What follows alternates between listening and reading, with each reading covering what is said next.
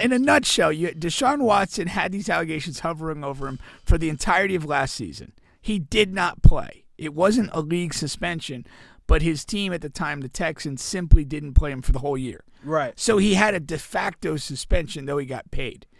So in this offseason, the league hires like a special investigator to review the available evidence and reach a decision regarding a league suspension.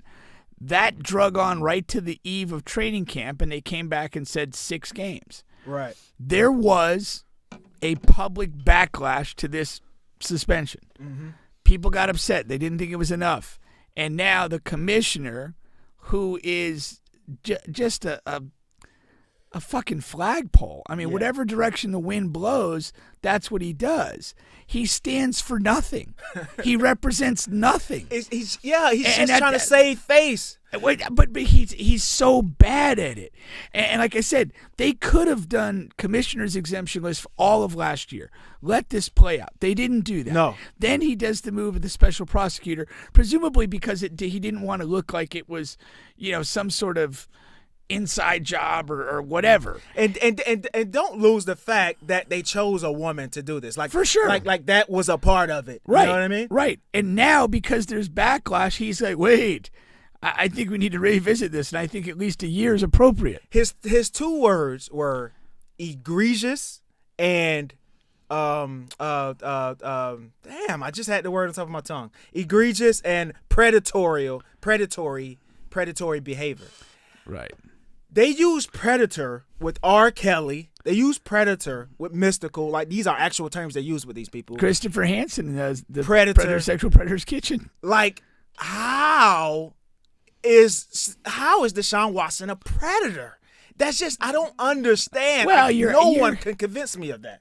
Well, I mean, if you're going to use the term predatory, I get using it because he is literally just firebombing DMs of unlicensed massage girls. Like, he's out. What am I? Does that make me a predator? Predator. Yeah, I fired off more DMs than Deshaun Watson. I can guarantee it. You are then. No. I mean, a predator is simply a hunter. Well, everybody's a hunter, so no. That's but what I'm saying. A sexual realm. But I'm saying, if you're using that word, it simply means hunter. Now it carries a negative connotation. Yes, a huge negative because of the Sex Predators show. Yeah. With Chris Hansen, guys showing up naked with 4-pack of wine coolers in a 12-year-old's garage. Like, yeah, that's not good at all. But no, but showing up naked to a massage is not bad. It's regular business. I have gotten completely naked during every last single one of my massages. They tell you to dress down to your comfort. Now, that's the first thing. And we went through this before, but I just need to talk through it again just to see what I missed. I actually went through today all of the allegations, like they're exactly what they said Deshaun did. And the 2 worst things that he did, like I said, is one lady said that he was jacking off during the massage, and he was trying to get me to give him head or sex. Simply an assist. Right, you know what I mean? So, and another lady said he was coercing his body for his penis to touch my leg or my body, right? Now, I want you guys to understand 2 things. Number 1, he cleared 2, not 1. He cleared 2 criminal, you know what I mean? Investigations, 2 in the state of Texas. So that's one thing. Number 2, these women were not locked in a room. They were not forced to come there. They weren't locked in a room. They weren't forced to give him a massage. They weren't forced to stay there after he started acting like, you know what I mean? Every last single one of them women stayed. Every last single one of them. Yeah. None of them left the room. Yeah. None of them, you know what I mean? Come on, man. What are we talking about? They weren't locked in a room. They weren't forced to do anything. You know what I mean? I don't understand what the problem is. And they're all full adults. All right. These are no kids, no babies. They're all mid-20s or higher. You got, they're responding to this DM message. They know this is Deshaun Watson. They know this is a star football player.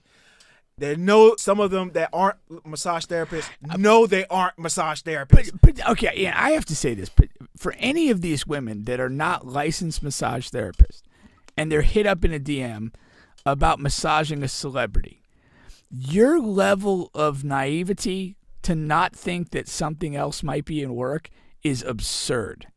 Like, there's no way. Like, you need to know, like, just as a woman, like with a brain, that this, you're not a licensed massage therapist. This guy is having you come to a hotel to ostensibly administer a massage that you're not qualified to do. Like, he's hitting on you. Yeah. Make no mistake about that. Didn't it show the video that I went back, because I went back and made sure I went through everything. They got the girl, the Spanish lady, she's on there crying, and they went, what the f is going on? What did he do that has you crying? Like, this is not even Ben Roethlisberger. This is much less than Ben.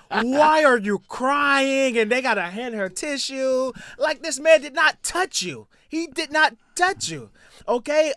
If you're doing a massage, and she's saying he got a hard on while I was giving him a massage, and I mean, you're touching him. I mean, and don't get me wrong, he's not all, he's weird, and he has it was another term I used last time, but he's weird, and he has a weird fetish. Well, he's weird. This is 100% fetish behavior. Yeah, for sure. I do think there's a predatory element to it because how widespread he's casting the net. I'm a predator too, so I guess. And I get that. But my thing is, for the unlicensed massage therapists who are responding to this particular offer, you are incredibly naive if you think it's just going to be a normal massage. Yeah. And for the professional massage people, and I don't know, but I would suspect on some percentage of your clients, things get a little strange.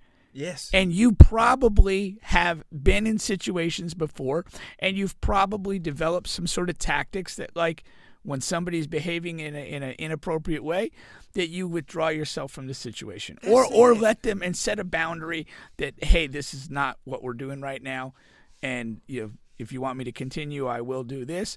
But if this is where you're going, I'm going to leave right now. What's so wrong about that? I don't understand. What's wrong with that process? Now, listen. If it's my sister, and she says all of this happened to her, I'm gonna say, okay, but get the money. If there's an opportunity to get some money, I mean, he's filthy rich. I mean, I'm fine if that's what this is about. But we're past that point, because about 95% of the women have gotten their civil suits, and they have their money, and they off into the abyss. And congratulations, you tricked the system, and you got some money out of it. It's awesome. It's awesome. Great job.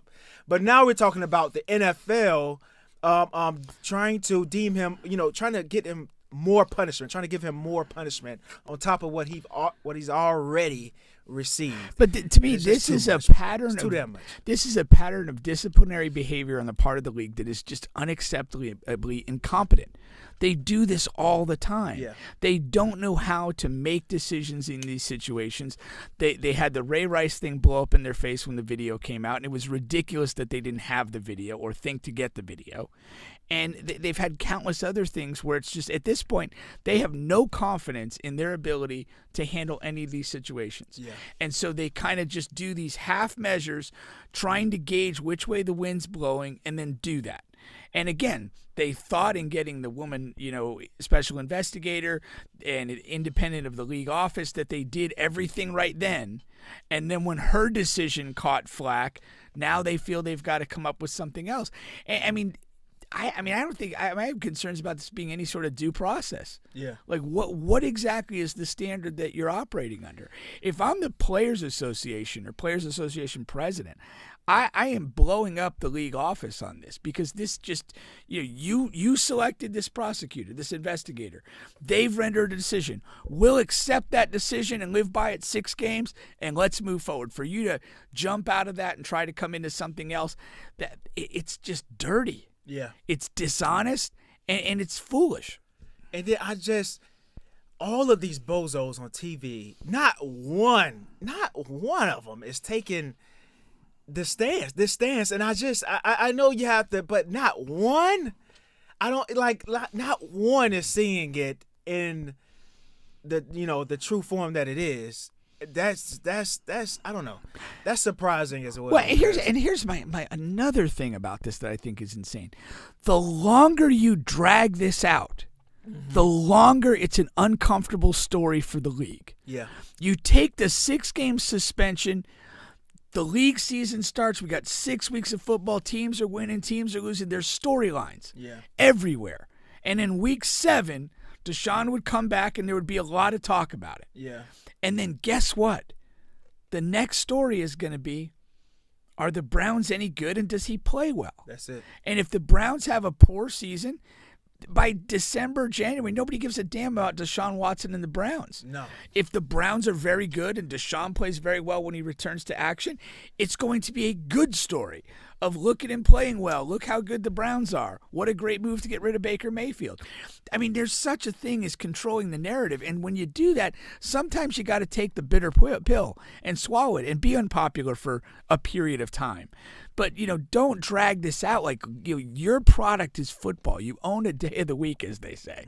So move forward with that business. You've suspended him. You've done what would appear to be reasonable things in terms of investigation and who was appointed to do this, and they've rendered a decision. Accept it, live by it, and move forward with the business of football. That's it, man. That's what matters, I mean, here's the reality. I mean, I'm not an enormous believer in Deshaun Watson as a football player. I'm not saying he's terrible, but I was not blown away by his work with the Texans. There's a possibility that he's just not going to be that good. He will have taken almost a year and a half off. Yeah. And he's going to a Cleveland team that does have some pieces. But if things don't go well, the bigger story is going to be him not playing up to his contract. And he'll get buried for that. Yeah. Believers in karma, maybe that's coming. Maybe it's coming, man. Maybe it's coming. Yeah, but That's this is just right. one more example of Roger Goodell being unfit to lead the league. Yeah. Get rid of his tired, waspy ass.